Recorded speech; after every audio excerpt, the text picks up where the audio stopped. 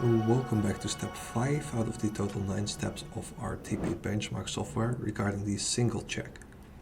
The single check differs from the multi-check in the sense that the tool feeds you now, one by one, on a single company basis, the companies in the set for further review. The first information consists of the trade descriptions in local language as well as in English, and the full overview description also in English.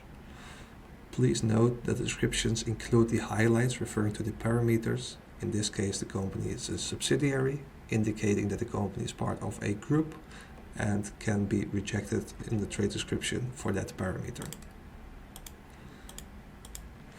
If we ignore that fact and deem the rest of the description comparable to our tested party, we have to confirm this with the company's website.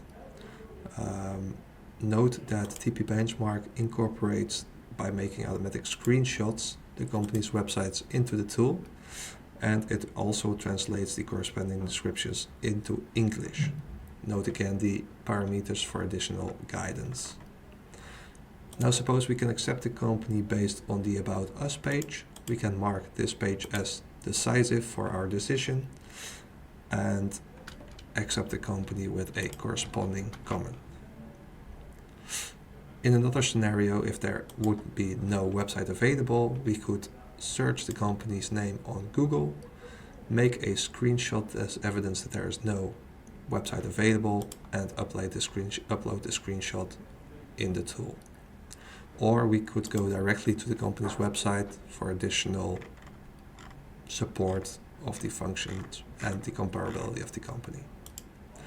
Everything will be saved also for audit trail purposes. Once we have reviewed all the companies on a single basis, we can go to the next step.